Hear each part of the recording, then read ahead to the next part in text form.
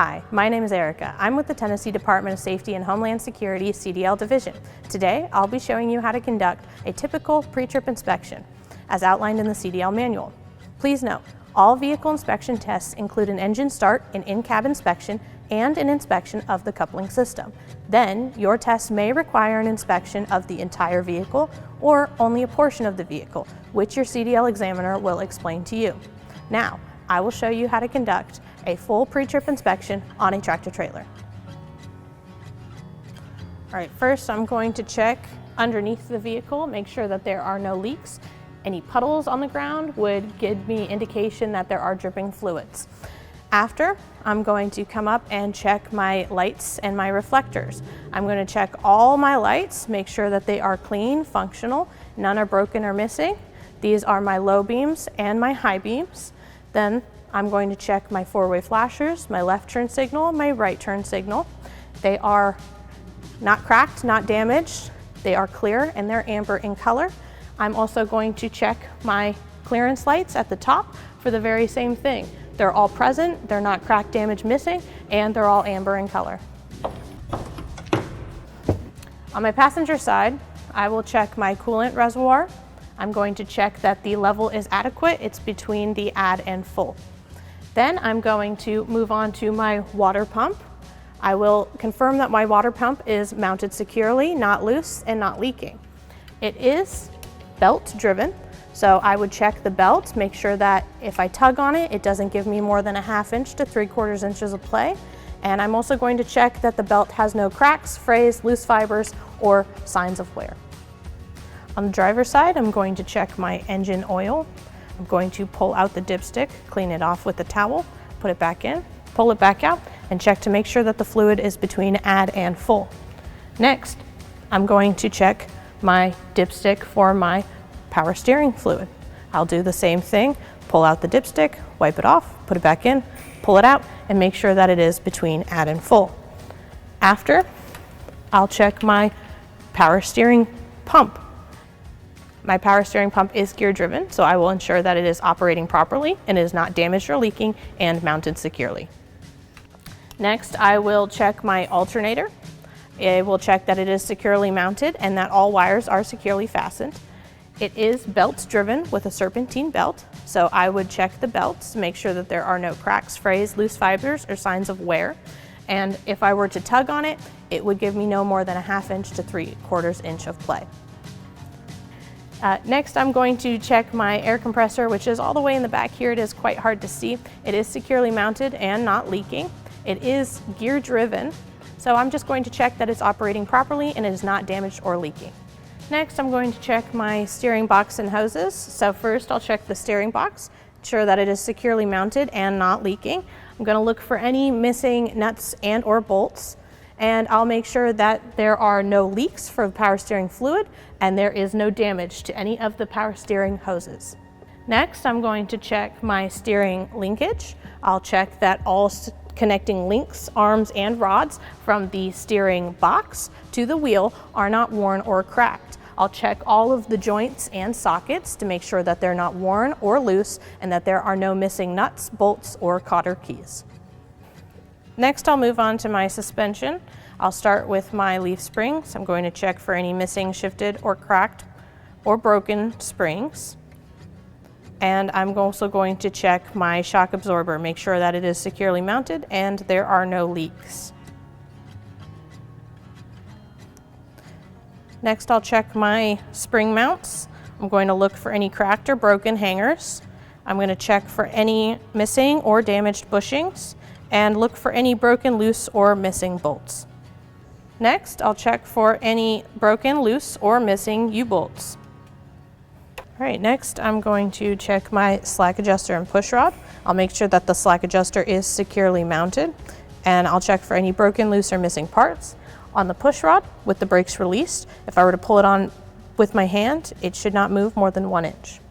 Next, I'll check the brake chamber, make sure that the brake chamber is not leaking, cracked, or dented, and it is mounted securely. I'll check the clamps to make sure there are no loose or missing clamps.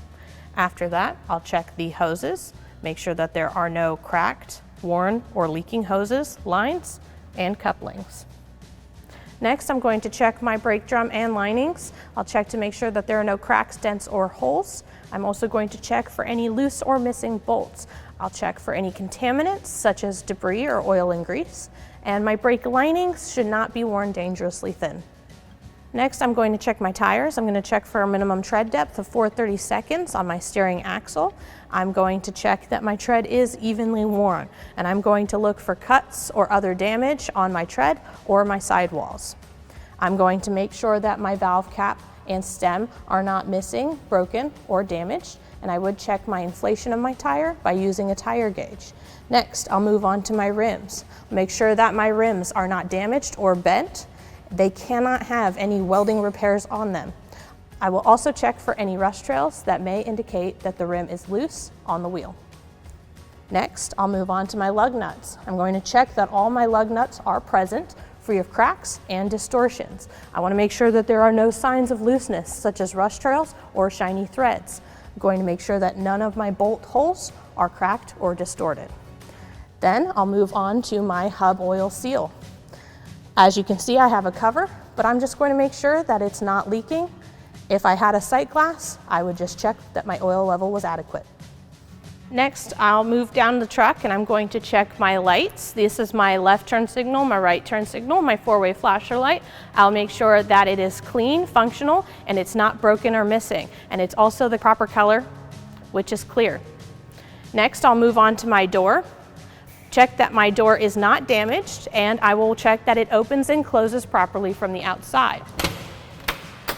Once I open it, I will check that my hinges are intact and secure, and I'll make sure that all of my seals around the entirety of the door are intact with no cuts or frays. On the outside of the door, I'm going to check my mirror and my mirror bracket. I'll check that my brackets are not damaged and are mounted securely with no loose fittings. Then I'll move on to my fuel tank caps and make sure that my fuel tank is secure, my cap is tight, and there are no leaks coming from either the tanks or any of the lines. I will also check my DEF tank, make sure that it has at least 1/8 of a tank so that I can safely make my trip. Next, I'll move on to my steps leading up to the cab. I'll ensure that my steps are secure, they are properly mounted, and it's free of debris so that I can safely make my way up the steps and climb back down. That brings me over to my catwalk, which I'm going to check that my catwalk is solid, it's clear of any objects, there's no wires hanging, and it's securely bolted to the tractor frame. After, I'll look inside and I'm going to check my drive shaft. I'm going to make sure that my drive shaft is not bent or cracked, it is straight, and the U-joints on either side of the drive shaft are secure and free of any foreign objects. On the passenger side, I'll check my exhaust system for damage and signs of leaks, which would be indicated by rust or carbon soot. My exhaust system should not have any cracks, holes, or severe dents, and I want to make sure it is connected tightly and mounted securely. Next, as I move down the vehicle, I'll be checking the frame. I'll look for any cracks, broken welds, or other damage to both the longitudinal frame members and the cross members. After, I'll move on to my rear tires.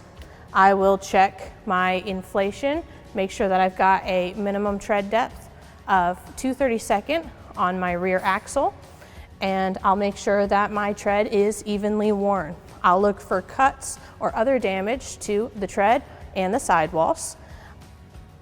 I will check my valve caps and stems the same way that I did in the front, and I would check my inflation by using a tire gauge.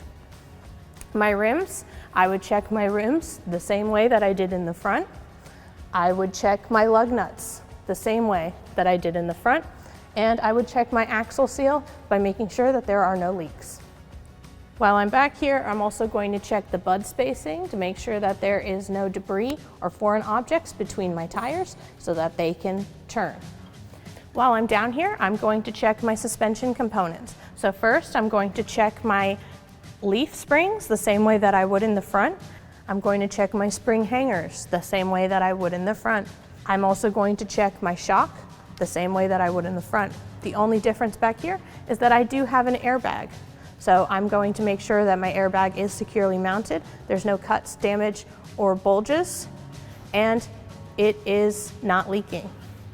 I'm also going to check my airbag mounts, make sure that it is securely mounted to the frame and that it's not missing any nuts, bolts, or bushings. The other item that I'm going to check down here are my U-bolts, and I would check those the same way that I did in the front. Now I'll move on to my brake system. First, I'll check my slack adjuster and push rod the same way that I did in the front. Then I'll check my brake chamber the same way that I did in the front, as well as my brake lines. I'll check those the same that I did in the front. After that, I'll move on to my drum and linings, check those the same way that I did in the front. Moving to the rear of the vehicle, I'm going to start by checking my splash guards. I'm going to make sure that they are mounted securely, not damaged, and that's all I need to look for.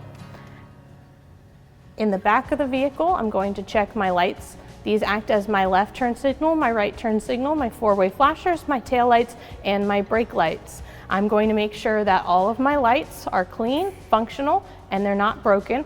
They are also the correct color, which is red. Finally, the last item behind my truck is my torque arm. I'm going to make sure that it is properly secured and not damaged. I'm going to come to the coupling now.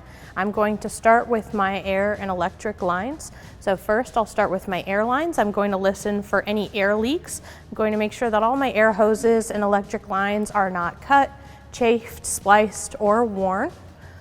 Make sure that my air and electric lines are not tangled, they're not pinched, and they're not dragging against any parts of the tractor. I'm going to check that all of my trailer air connectors are sealed and in good condition, check my glad hands for that. And I'm going to check that all my glad hands are locked in place, free of damage, and there are no air leaks. Then I'm going to check that my electrical plug is firmly seated and locked in place. Next, I'm going to move to my apron, which is the under part of my trailer here. I will make sure that that apron is not bent, cracked, or broken. The next thing I want to make sure is that there is no gap. My trailer is lying flat on my fifth wheel skid plate, and I can't see any daylight between the two. After that, I'm going to actually check the fifth wheel skid plate itself. I'll make sure that it's properly lubricated and that the fifth wheel skid plate is securely mounted to the platform and that all bolts and pins are secure and not missing. The next item I'm going to check is my platform. I'm going to check for any cracks or breaks in the platform structure, which supports my fifth wheel. Because I do have a sliding fifth wheel, I'm going to have to check my sliding fifth wheel pins and make sure that there are no loose or missing pins in the slide mechanism. Because it is air powered, I'm going to need to check that that air line does not have any leaks, and I want to make sure that all of my locking pins are fully engaged. I also, because it is sliding, want to make sure that my fifth wheel is positioned properly. I do want to make sure that when my truck turns, there's enough room between my landing gear and the rear of my truck, which is called the clearance.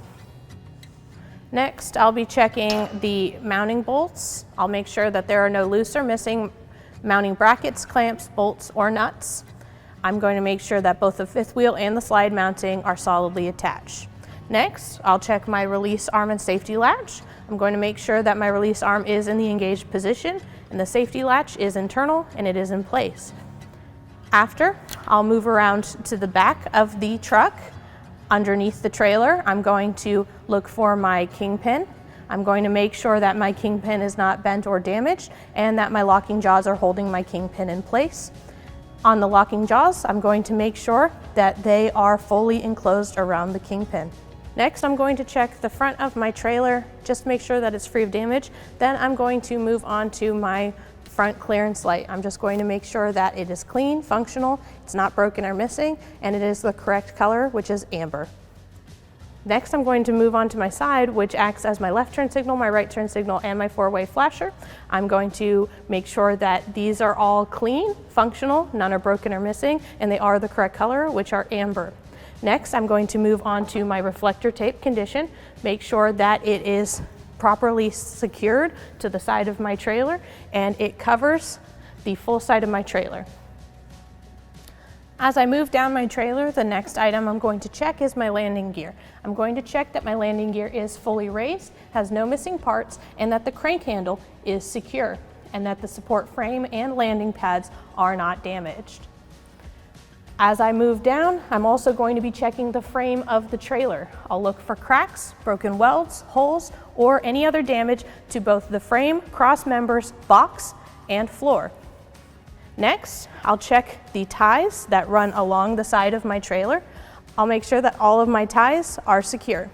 As I move down my truck, I'm going to check my rear axle. I'm going to check for a minimum tread depth of 2/32. I'm going to check the condition of my tire, make sure that it has proper wear, it is evenly worn. I'm going to check that there are no cuts on the sidewall or the tread.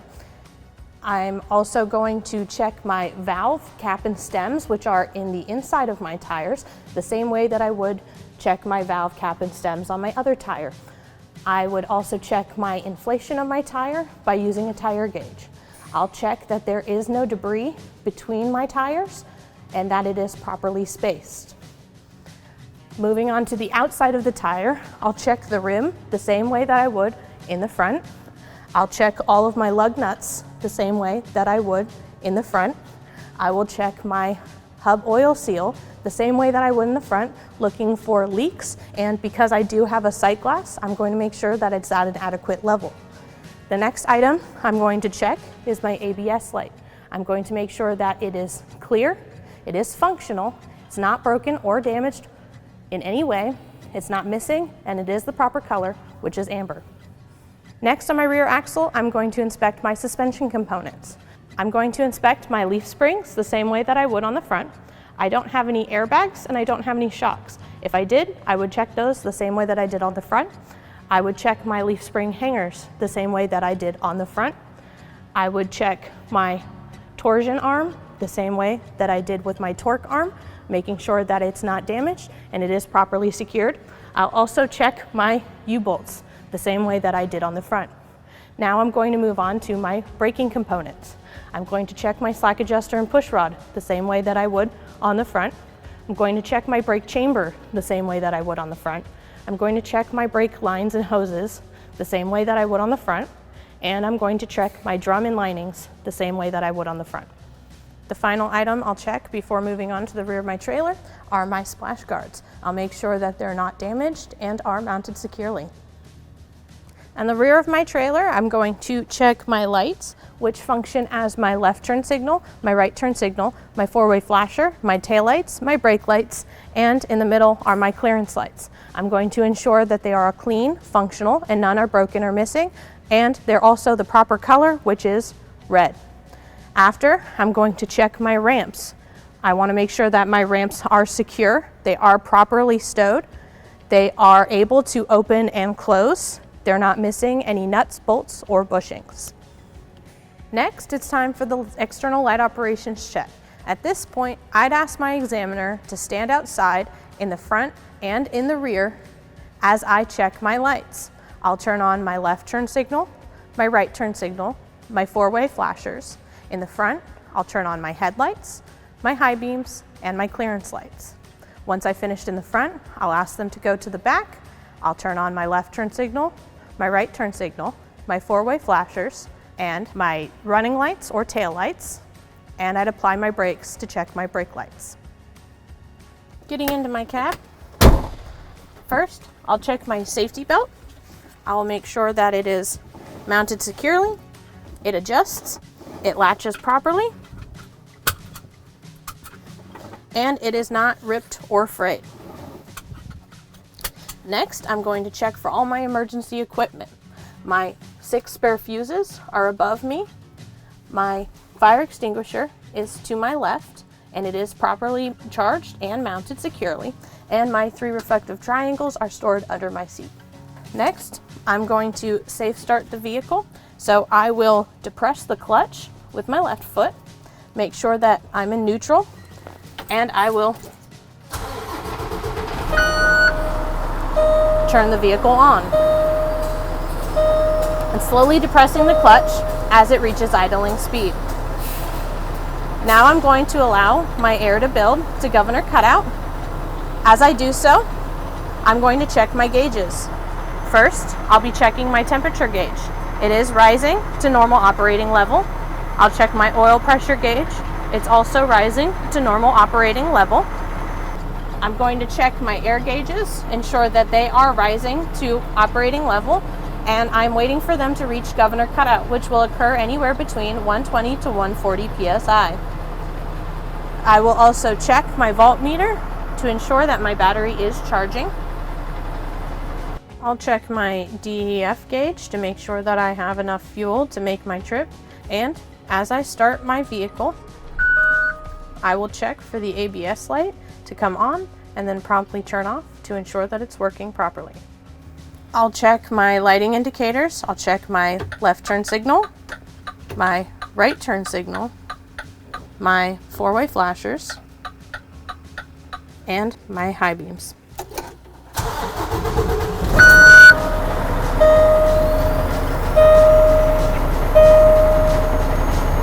The next item I'm going to check are my horns, make sure that they're operating correctly. I'll check my city horn and my air horn. Then I'm going to check my heater and my defroster, make sure that it is blowing hot air above and below. Next, I'm going to check my windshield, make sure that it's clear. There's no cracks, damage, or anything that would impede, or any illegal stickers. I'm also going to check my mirrors on both sides, make sure that they're clean and they are adjusted to me so that I can see out. Next, I'm going to check my windshield wipers, make sure that they are secure, not damaged, and operate smoothly. And I'm going to check my fluid, make sure that I have enough fluid to clean my windshield. My next test is that I'm going to test my parking brakes. First, I will check the parking brake. I'll push in my trailer parking brake, put it in a low gear, and lightly tug against it by slightly pressing the accelerator, just to make sure that my parking brake holds.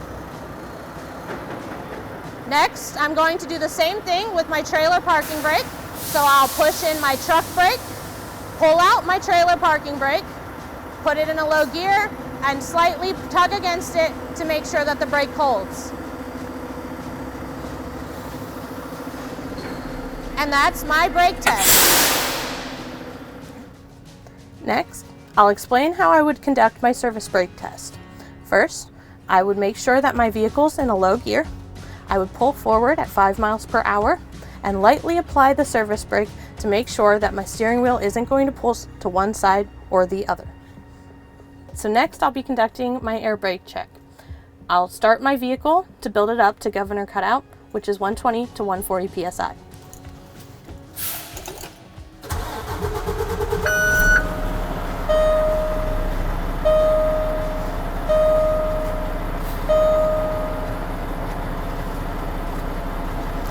Once I let my air build, what I'm going to do is I'm going to turn off my truck, leave the key in the on position so that all of my dash items still work. I'll push in my parking brake for my trailer and my truck, and then I'll do 3 parts to my air brake check. I will first do a 1-minute hold. This is where I'll hold down my brake for 1 full minute, 60 seconds, to ensure that I do not lose more than 4 pounds of air pressure. And then I will start to pump down my air, and at 55 psi or above, my warning lights and buzzers should come on to indicate that I have low air. After that, I will continue to pump down my brakes, and my valves, my parking brake, my trailer supply, should both pop out. I've just reached governor cutoff, so now I'm going to turn the vehicle off, leaving the key in the on position. I'm going to push in my parking and my trailer air supply valves. I'm going to allow my air gauges to settle. Once my air gauges settle, I'm going to hold down for 1 minute. I can ask my examiner to time me. So Examiner, my gauges have settled. Please time me for 1 minute.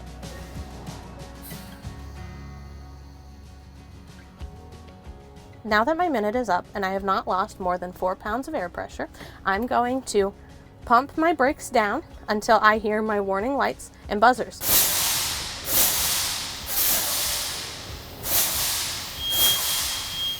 As you can see, my lights have activated and I have got a warning that my air pressure is low. So at this point, I'm going to continue to pump down, and at about 40 psi, I should have my valves, my parking brake, and my trailer air supply valves pop out.